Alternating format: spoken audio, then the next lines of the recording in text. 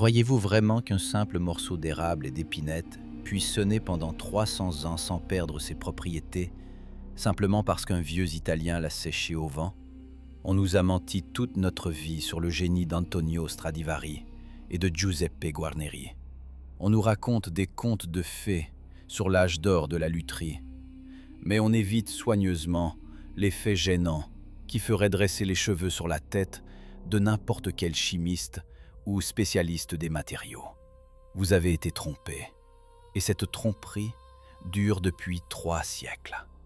L'histoire officielle de la musique et de la chimie est un écran de fumée, cachant un fossé technologique que nous ne pouvons combler, même avec des microscopes à force atomique et des superordinateurs. Réfléchissez une seconde.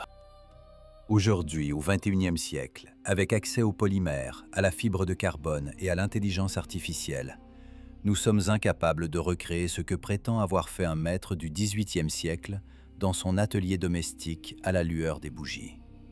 Ne trouvez-vous pas cela absurde? Pourquoi les scientifiques se taisent-ils sur le fait que la composition chimique du vernis de ces instruments ne correspond pas à la table de Mendeleïev de l'époque? Pourquoi l'analyse spectrale montre-t-elle la présence d'éléments officiellement découverts seulement 100 ou 200 ans plus tard? La réponse est simple et terrifiante à la fois. Regardez les faits en face, en rejetant la pellicule romantique des manuels scolaires. Si vous prenez un violon moderne fait du même bois, poussé dans la même région, et que vous le recouvrez du vernis moderne le plus cher, il pourrira ou se fissurera en 50 ou 70 ans. Les instruments de Stradivari vivent des siècles. Ils ont survécu à des guerres, des déménagements, des inondations et des incendies. Ce n'est pas simplement du bois. C'est une matière modifiée au niveau moléculaire. Quand les laboratoires modernes aux États-Unis d'Amérique et en Europe ont commencé à effectuer une analyse chimique approfondie des copeaux issus de la restauration d'instruments crémonais, ils s'attendaient à y trouver de la résine, de l'huile, du propolis, peut-être un peu d'alcool de vin. Mais ce qu'ils ont vu sur les écrans des microscopes électroniques les a plongés dans la stupeur. Ils y ont trouvé de l'aluminium, du calcium, du cuivre et du sodium dans les composés impossibles à obtenir par simple mélange dans un mortier.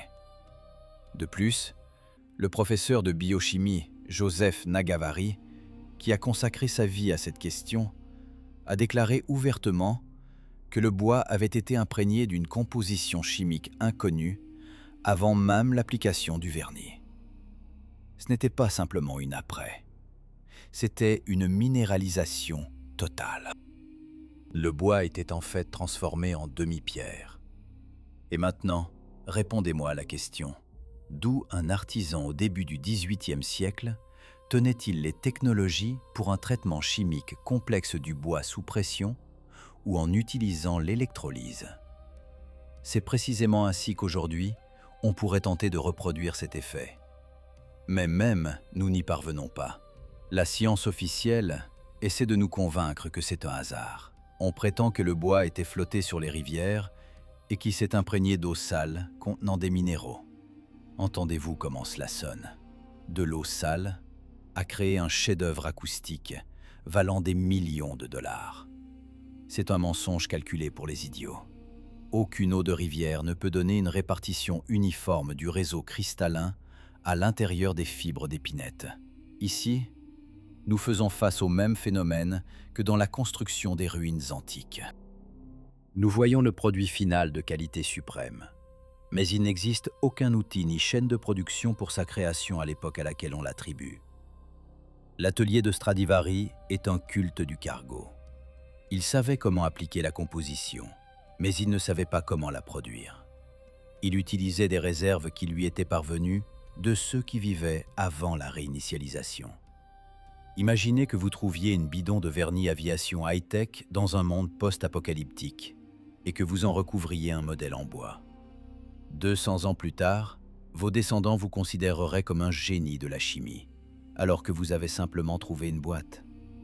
C'est exactement ce qui s'est passé à Crémone. Le secret est parti dans la tombe, non pas parce que le maître ne voulait pas le transmettre à ses apprentis, mais parce que le tonneau de substance s'est épuisé. La ressource s'est tarie.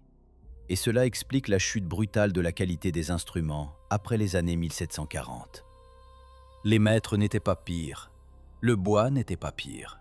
Simplement, le stock de cette substance même qui rendait l'organique éternel s'est épuisé. Plongeons dans les détails que les historiens s'efforcent d'ignorer. L'épaisseur du revêtement sur ces instruments fait des micromètres. Pourtant, ils possèdent un effet optique de dichroïsme. Ils changent de couleur en fonction de l'angle d'incidence de la lumière. Aujourd'hui, un tel effet est obtenu grâce à des nanoparticules de métaux. Pensez-vous sérieusement que Stradivari s'asseyait et râpait de la poussière d'or au papier de verre jusqu'à des tailles nanométriques? C'est physiquement impossible, sans équipement industriel. Qui lui a donné cette technologie? Ou plutôt, de quelle technologie s'agit-il? Qui étaient disponibles partout jusqu'à un certain moment, puis ont disparu du jour au lendemain. Nous voyons ici la trace de cette même civilisation unifiée qui construisait des forteresses stellaires et utilisait du béton géopolymère. Cette civilisation possédait des connaissances en chimie du silicium et du carbone qui nous sont inimaginables. Ils savaient conserver la matière. Regardez les meubles anciens qui trônent dans les musées. Pas ceux fabriqués au XIXe siècle, mais ceux qu'on date prétendument du XVIe ou du XVIIe. Pourquoi ne sont-ils pas rangés par les vers? Pourquoi le vernis sur eux est-il plus dur que le verre? Pourquoi les polir modernes deviennent-ils ternes en un an, tandis que ces revêtements brillent à travers les siècles? C'est la même technologie. La technologie du verre liquide ou de la pierre flexible dont la recette a été effacée de tous les livres. On essaie de nous convaincre que le progrès est linéaire, que nous allons du primitif au complexe. Mais l'histoire du vernis de Stradivari prouve le contraire. Nous allons du complexe au primitif, tentant de remplacer par de misérables succès d'années les grandes technologies perdues. Laissons de côté les émotions et regardons les données sèches et impitoyables des analyses chimiques que les laboratoires modernes tentent de cacher ou d'édulcorer avec des termes compliqués.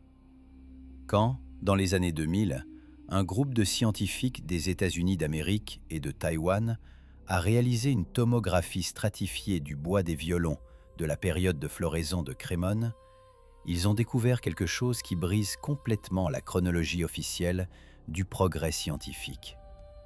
Dans la structure du bois et du vernis ont été trouvées des traces de borate, de zinc, de cuivre, d'alun et d'eau calcaire. À première vue, qu'y a-t-il d'extraordinaire?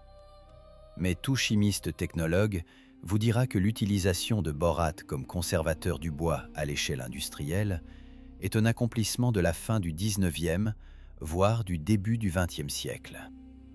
Comment un maître en 1710, sans même disposer du tableau périodique de Mendeleïev, a-t-il deviné d'utiliser des composés borés complexes pour protéger contre le ver du bois et les champignons?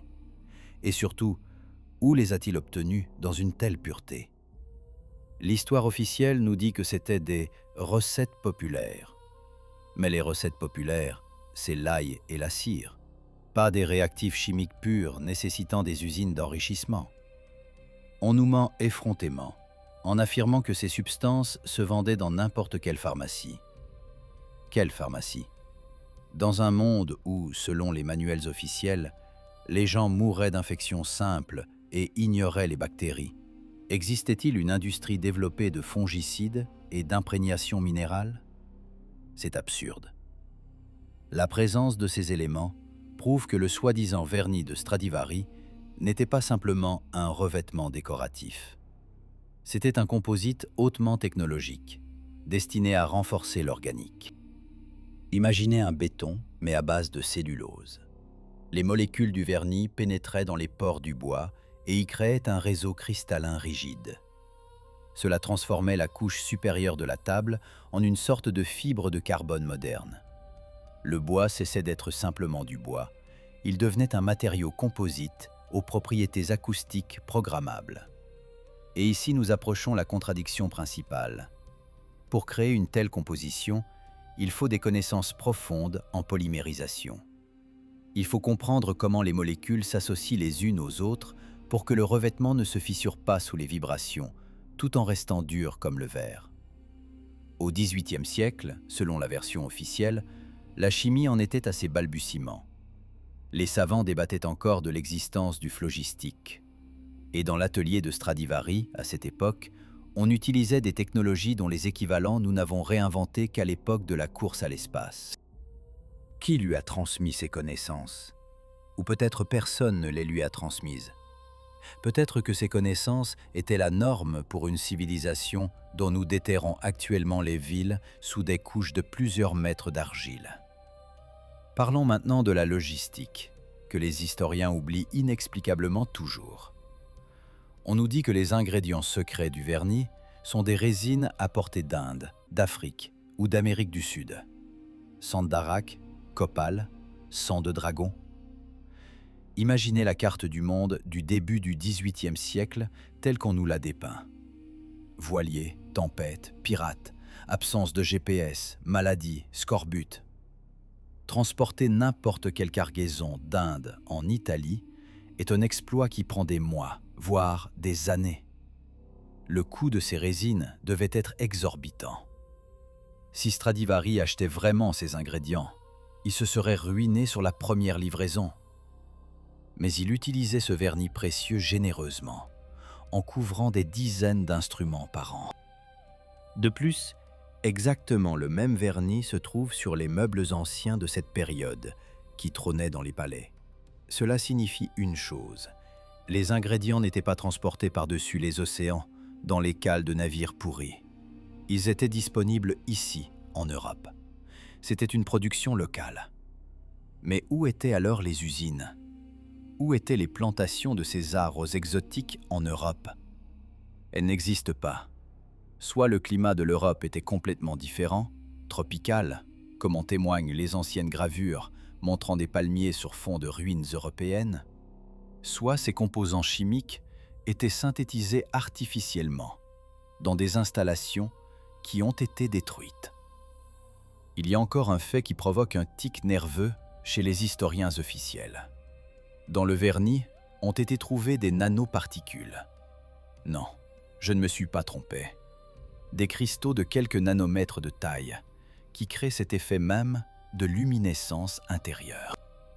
La science moderne n'a appris à produire de telles particules de manière stable que depuis 30 dernières années. Pour cela, il faut des centrifugeuses, des lasers et des chambres à vide. Comment un vieux Italien faisait-il cela dans un atelier poussiéreux? En pilant dans un mortier? C'est physiquement impossible. Vous ne pouvez pas obtenir une fraction nanométrique manuellement. Les particules se recollent ensemble. C'est une loi de la physique. La présence de nanostructures dans le vernis du XVIIIe siècle est un artefact intempestif du même ordre qu'une puce électronique dans un morceau de charbon. C'est une preuve directe que nous avons affaire à des fragments de technologie d'une civilisation plus avancée. Nous regardons un violon et nous voyons la boîte noire d'un monde disparu. Stradivari et ses contemporains, tels qu'Amati et Guarneri, étaient des stalkers de leur époque. Ils vivaient parmi les ruines des géants. Ils trouvaient des contenants préservés avec la substance X, qu'ils appelaient vernis, et l'appliquaient simplement tant qu'elle n'était pas épuisée. Observez les données démographiques de cette époque. La population de l'Europe au début du XVIIIe siècle, selon les données officielles, était insignifiante par rapport à l'actuelle. Les villes étaient petites, mais les volumes de production d'objets d'art et d'architecture frappent l'imagination. D'où venaient les ressources? D'où venaient les maîtres? Si l'on analyse le nombre de chefs-d'œuvre produits à cette époque, nécessitant une qualification suprême, et qu'on le rapporte à la population officielle, on obtient que chaque second paysan devait être un chimiste, architecte ou sculpteur génial. La statistique ne colle pas. Les mathématiques nous crient que la population était plus importante et les technologies plus accessibles. Nous ne voyons que la partie émergée de l'iceberg, les miettes qui ont survécu après un nettoyage global. Ce vernis n'est pas l'invention d'un génie solitaire, c'est un produit industriel standard du passé, devenu pour nous un miracle inaccessible. En 1737, Antonio Stradivari meurt, et à ce même instant, comme sur ordre, l'industrie mondiale de fabrication d'instruments de musique bascule dans l'abîme. Les historiens appellent cela le crépuscule de l'âge d'or, mais je l'appellerai autrement. Épuisement des stocks. Nous sommes arrivés au moment le plus terrifiant de notre enquête, au point de non-retour. La science officielle nous nourrit de fables selon lesquelles les secrets étaient transmis du père au fils en chuchotant sur le lit de mort, et que, prétendument, les fils se sont avérés si incompétents qu'ils ont simplement oublié la formule qui rapportait des millions à la famille. Y croyez-vous? L'avidité humaine est le moteur le plus fiable du progrès. Si la recette avait pu être reproduite, on l'aurait reproduite. Mais on ne l'a pas oublié. Il s'est simplement épuisé physiquement. Imaginez que vous ayez les derniers 5 litres de carburant sur une île déserte. Vous pouvez être un pilote de génie, mais quand le réservoir est vide, la voiture s'arrête. C'est exactement ce qui s'est passé au milieu du XVIIIe siècle. Les livraisons de ce précurseur high-tech même, que nous appelons naïvement vernis, ont cessé. Ici, nous devons nous souvenir du dysfonctionnement climatique global que les climatologues officiels nomment pudiquement minimum de Maunder ou petit âge glaciaire. On nous dit que le soleil a simplement décidé de se reposer un peu. Et c'est pourquoi en Europe, les canaux gelaient et les oiseaux tombaient morts en plein vol. Mais regardez les données de dendrochronologie, l'analyse des cernes annuelles des arbres. Dans la période de 1645 à 1715, les arbres ont poussé de manière anormalement lente. Le bois est devenu dense comme de l'os. Les historiens de la musique applaudissent joyeusement. « Le voilà! Le secret réside dans le bois dense dû au froid. » Mais ils ne posent pas la question principale. Et qu'est-ce qui a causé ces froids? Pourquoi le ciel au-dessus de l'Europe était-il couvert d'un voile dense pendant des décennies? Cela ne ressemble pas à une activité solaire.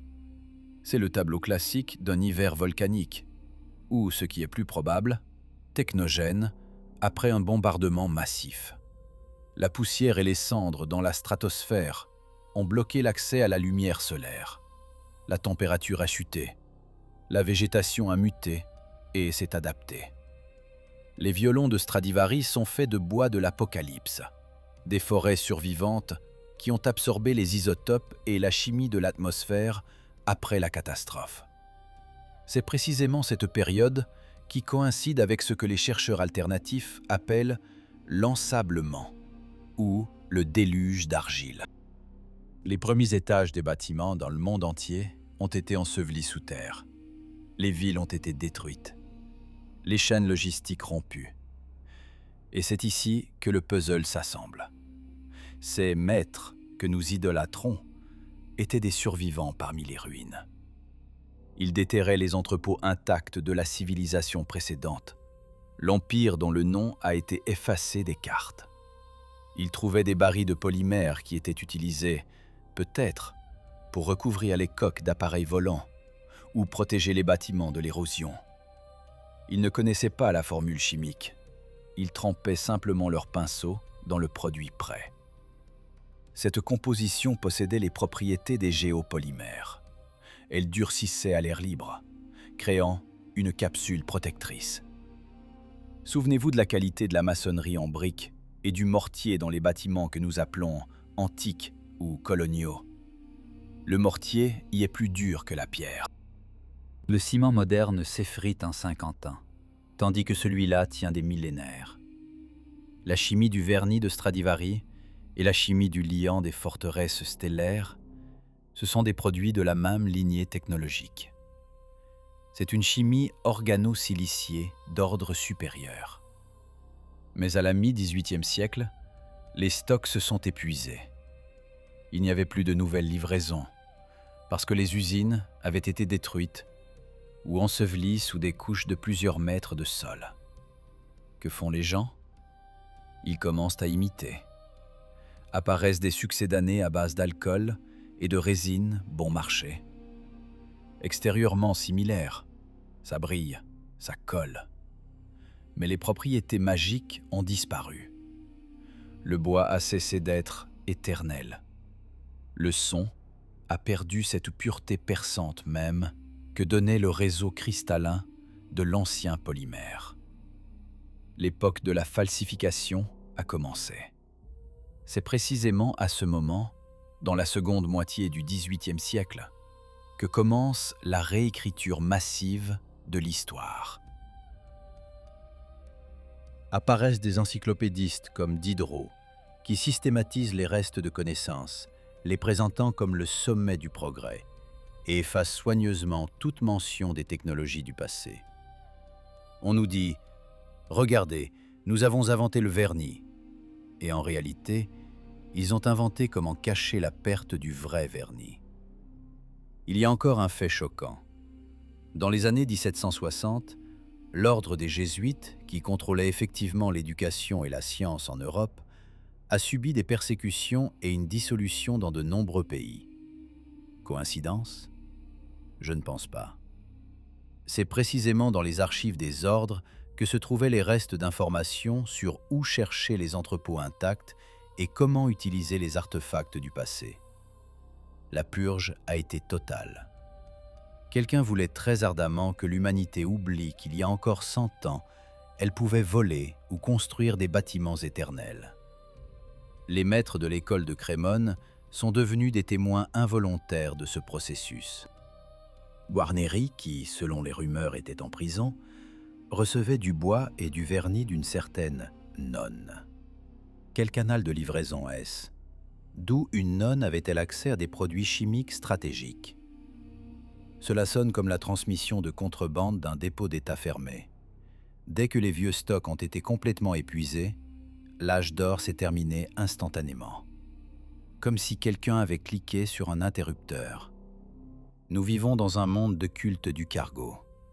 Nous prions les violons, sans comprendre que ce ne sont que des conteneurs high-tech pour le son, créés à l'aide d'une chimie que nous avons oublié de synthétiser.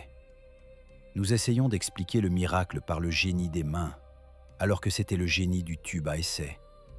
Mais la découverte la plus terrifiante nous attend encore. Si l'on analyse les spectres acoustiques de ces instruments, il devient clair qu'ils sont accordés sur des fréquences qui influencent la psyché et la physiologie humaine. Ce n'était pas simplement de l'art, c'était une arme psychotronique ou un instrument médical dont nous avons perdu la fonctionnalité. Maintenant que vous comprenez que le soi-disant vernis était un produit de haute technologie d'une civilisation disparue, il est temps de réaliser la partie la plus terrifiante de ce puzzle. Celle qui vous concerne directement, vous, votre santé et votre conscience. Avez-vous déjà remarqué que la musique moderne, même classique, provoque souvent non pas une élévation, mais une étrange inquiétude ou une fatigue? Ce n'est pas un hasard. Le secret du revêtement des instruments de Stradivari et Guarneri ne réside pas seulement dans le domaine de la chimie, mais aussi dans la physique ondulatoire qu'on nous cache. La structure cristalline du vernis, saturée de nanoparticules de métaux et de piezoélectriques, transformait le corps du violon en générateur de rayonnement cohérent. Ce n'était pas simplement un instrument musical. C'était un appareil pour accorder les rythmes biologiques humains. Le bois, devenu demi-pierre sous l'effet du verre liquide, commençait à fonctionner comme un résonateur à quartz. Rappelez-vous comment sont construites les anciennes cathédrales. Immenses coupoles, vitraux, acoustiques étranges. L'histoire officielle nous dit que ce sont des temples pour la prière. Mais les chercheurs alternatifs l'ont prouvé depuis longtemps. Ce sont des installations techniques, des centrales atmosphériques et des centres de guérison par le son. Les instruments des maîtres de Crémone étaient les clés pour activer ces gigantesques machines. Le son du violon, couvert de cette composition unique, entrait en résonance avec la maçonnerie des cathédrales, créant des ondes stationnaires d'une puissance incroyable. C'était une technologie d'harmonisation de l'espace et de guérison au niveau cellulaire. La vibration, passant à travers le vernis, acquérait des propriétés capables de structurer l'eau dans l'organisme humain. Et nous sommes composés à 80% d'eau. En fait, ces concerts étaient des séances de thérapie médicale de masse et d'expansion de la conscience. Les gens n'écoutaient pas simplement de la musique, ils se connectaient à un champ énergétique informationnel unifié. Et c'est ici que se produit le crime principal contre l'humanité.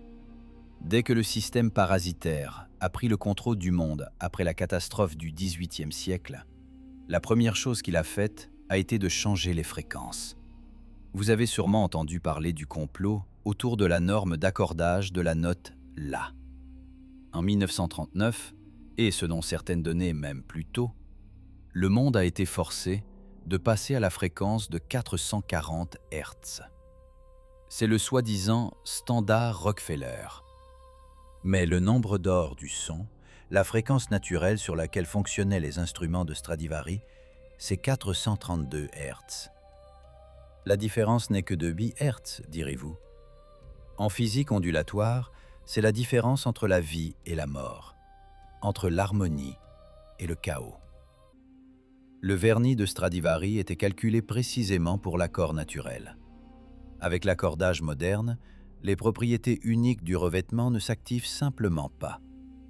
Le réseau cristallin du vernis se tait. Nous utilisons un iPhone pour casser des noix. Nous n'entendons qu'une pâle imitation du son qui devrait être tiré de ces instruments. Le système a intentionnellement détruit la recette du vernis et modifié l'accord musical pour nous déconnecter de la source de force. Ils n'ont pas besoin de gens créateurs. Ils ont besoin de biorobots obéissants dont la conscience est supprimée par des vibrations disharmonieuses. C'est précisément pourquoi les violons modernes, même les plus chers, sonnent en plastique. Il n'y a pas en eux ce conducteur, cette interface chimique entre le monde physique et l'éther, qu'était le vernis des anciens maîtres. Imaginez la fureur de ceux qui connaissent la vérité. Les élites achètent les instruments de Stradivari non pas pour les musées. Ils les conservent dans des collections privées, dans des bunkers, où ils jouent peut-être sur eux dans le bon accord de 432 Hz, les utilisant pour prolonger leur propre vie et renforcer leur capacité cognitive. Nous, on nous a laissé seulement la légende du vieux génie et une musique de substitution qui bloque nos glandes pinéales. Regardez les chiffres de la morbidité des troubles nerveux et de la dépression. La courbe monte verticalement précisément à partir du moment de l'introduction des bruits industriels et du changement des standards musicaux. Nous vivons dans une prison acoustique. Ce vernis était une barrière protectrice, un filtre qui rendait le son curatif. La perte de cette technologie n'est pas une perte pour l'art, c'est un sabotage contre le fond génétique.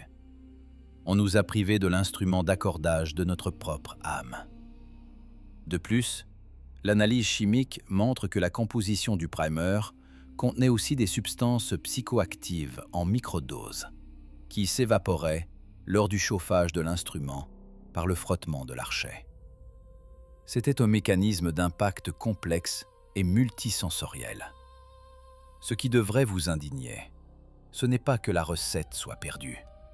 Ce qui devrait vous faire trembler, c'est qu'on la connaît probablement, mais qu'on ne nous la donne pas.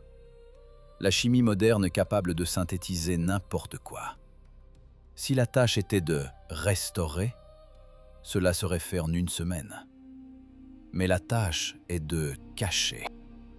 Parce que si nous restaurons les technologies du son et des matériaux du passé, s'effondrera toute l'industrie pharmaceutique et le système de contrôle des masses. Nous comprendrons que nous pouvons nous guérir par la vibration.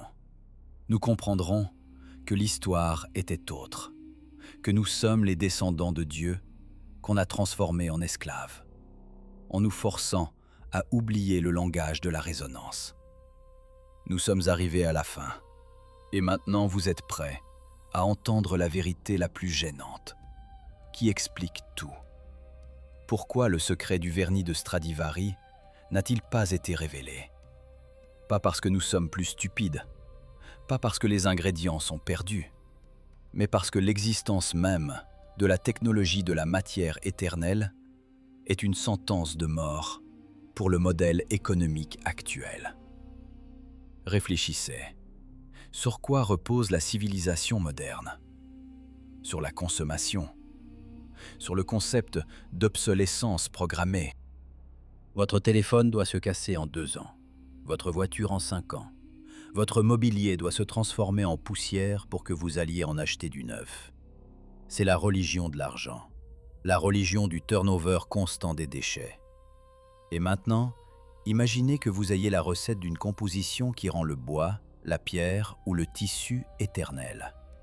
Imaginez une maison qui ne pourrit pas et ne nécessite pas de réparation pendant 300 ans. Imaginez des meubles qui servent 10 générations. Que se passera-t-il pour les corporations? Elles s'effondreront en un jour. Toute l'économie mondiale, bâtie sur la revente de choses jetables, se désintégrera en poussière. Le vernis de Stradivari n'est pas simplement un vernis musical. C'est le symbole d'une ère technologique perdue, où les objets étaient créés pour des siècles parce qu'on préservait les ressources de la planète au lieu de les pomper. Ceux qui réécrivaient l'histoire au XIXe siècle comprenaient parfaitement le danger de ces connaissances. C'est précisément pourquoi la recette n'a pas simplement été oubliée, elle a été saisie. Il y a une forte probabilité que les formules n'aient pas disparu.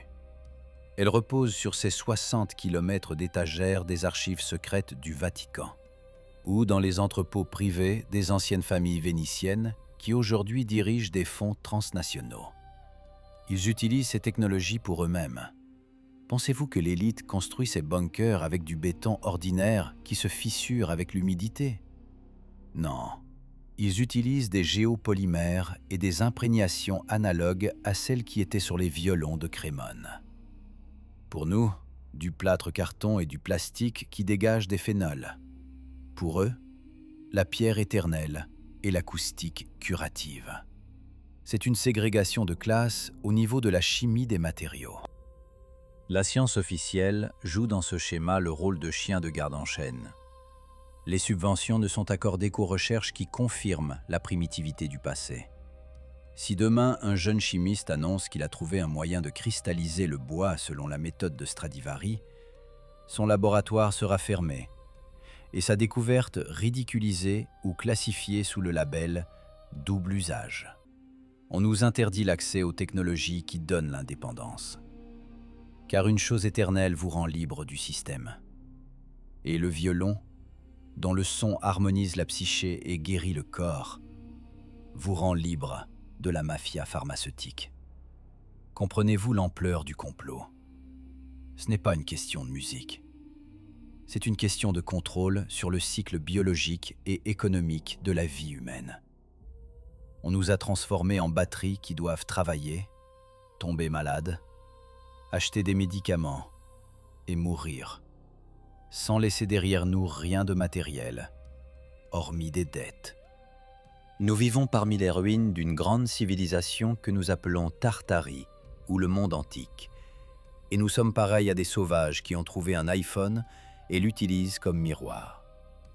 Les violons de Stradivari sont des artefacts survivants de cette ère, où l'humanité vivait en résonance avec la planète, utilisait des technologies éthériques et connaissait les secrets de la transmutation des éléments. La catastrophe globale nous a renvoyés à l'âge de pierre de la conscience, et les nouveaux maîtres de la vie ont tout fait pour que nous ne nous souvenions jamais de ce que nous étions. Ils ont falsifié notre physique, notre chimie et notre histoire. Ils nous ont donné une culture de substitution et un bruit numérique au lieu de la vraie vibration. Mais la vérité perce au jour. Chaque année, de plus en plus de chercheurs indépendants trouvent des incohérences. L'analyse chimique dont j'ai parlé n'est que la première hirondelle. Nous commençons à comprendre que le progrès est une illusion. Nous n'avançons pas, nous dégénérons, essayant d'inventer la bicyclette alors que nos ancêtres volaient en antigravité. Le vernis de Stradivari est la clé pour comprendre que la matière peut être autre, que le monde peut être autre. Tant que nous nous souvenons, tant que nous posons des questions, tant que nous exigeons la vérité, nous avons une chance. Peut-être qu'un jour, dans un ancien manuscrit numérisé par hasard et mis en ligne, nous trouverons cette formule même. Et cela deviendra le début de la fin de leur empire menteur. Ne croyez pas les manuels. Ne croyez pas les experts officiels qui disent que le secret n'existe pas. Le secret existe, et il nous a été volé, à vous et à moi. Étudiez la chimie, étudiez la physique du son, regardez le monde les yeux grands ouverts. L'histoire n'est pas ce qui est écrit dans les livres, mais ce qui est caché entre les lignes. Nous devons restaurer ces connaissances, sinon la prochaine catastrophe sera la dernière pour nous. Si ce matériel vous a fait voir les choses habituelles sous un jour nouveau, si vous avez ressenti un frisson en réalisant l'ampleur de la tromperie, partagez cette information. Abonnez-vous à la chaîne, écrivez dans les commentaires vos théories et observations. Ensemble, nous pourrons assembler la mosaïque de la vérité. Ils peuvent cacher les formules, mais ils ne peuvent pas cacher la logique. Réveillez-vous. Le temps est venu.